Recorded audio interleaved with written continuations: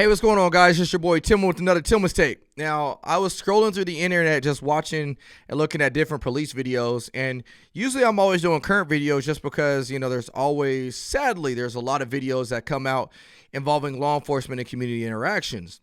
But during my search, I came across a video that actually occurred in February of 2019, which this is a hard one. And I don't know if you guys realize, I've said this before, if you're a new member or a new follower, then you may not know this, but the number one killer for police officers is not, line of duty deaths. It's actually suicide.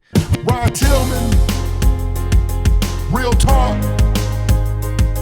it's the truth. But how do we get here? How do we get to the place where officers are killing ourselves more than we're dying in the line of duty, which sadly happens quite often? Well, it happens on calls like this and more calls of the same nature that just continue to add up. And next thing you know, an officer's in a dark place. Let's go ahead and watch this video and we'll see what I'm talking about. Any potential victim. Watch what happens when the officers finally kick in the door.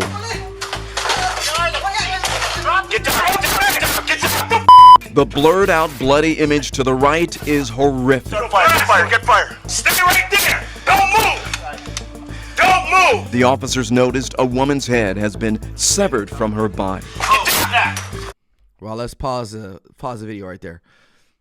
Imagine that. So you're an officer responding to a domestic violence call for service, and you walk into the house, and as soon as you walk in, off to your right, you see a woman's head removed from her body. Like, that is barbaric. Like, I don't know about you, but that's barbaric. Like that, I don't know how you stomach that. Now, if you're the civilian, how do you respond in that situation? Like, you can't just go and throw up. You can't pass out. You can't run out. Like, you still have to go handle that call. And there's something else that makes this call even that much worse. Let's continue to watch. Our head is cut off.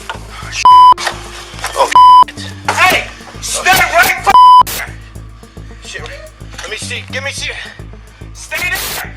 Now they're trying to process a man with a butcher knife and the bloody scene just inches from their feet. Do not touch the knife.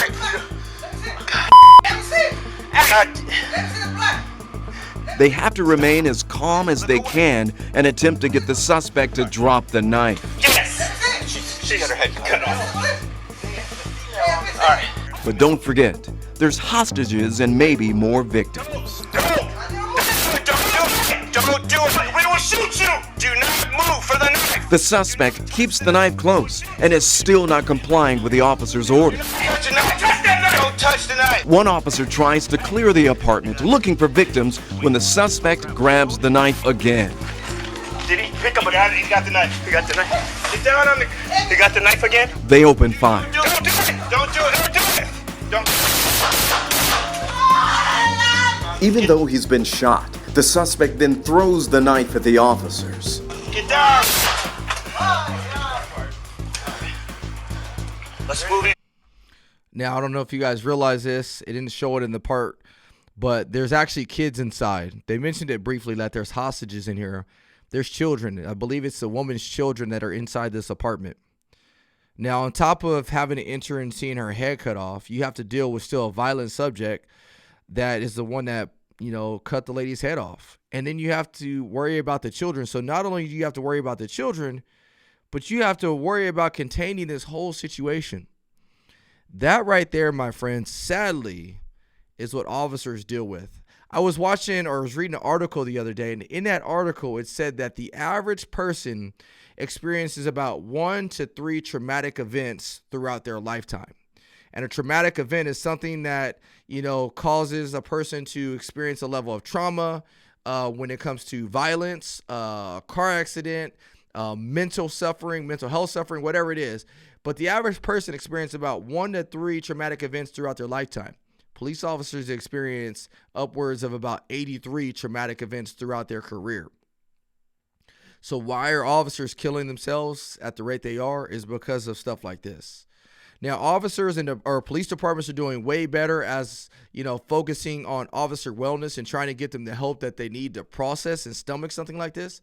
But at the end of the day, there's no way to stomach this stuff. This is not stuff that we should see. And so when officers' mental health comes into question, it does affect the way they do their job. So for the officers out there, if you're watching this video, make sure you look for certain signs that your partner is struggling, whether it's through depression, whether it's through alcohol abuse, whether it's through drug abuse. Look for these signs.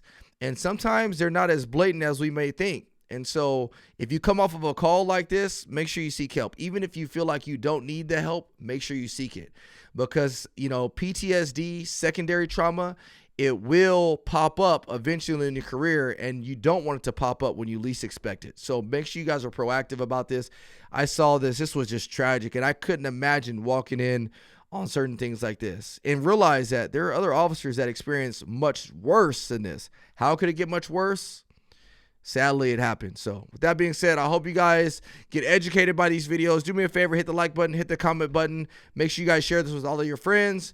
And I want to hear what you guys think in the comment section about what police departments can do to help officers with their mental health. With that one, I'll see you guys on the next. Take care. Ryan Tillman, real talk, it's the truth.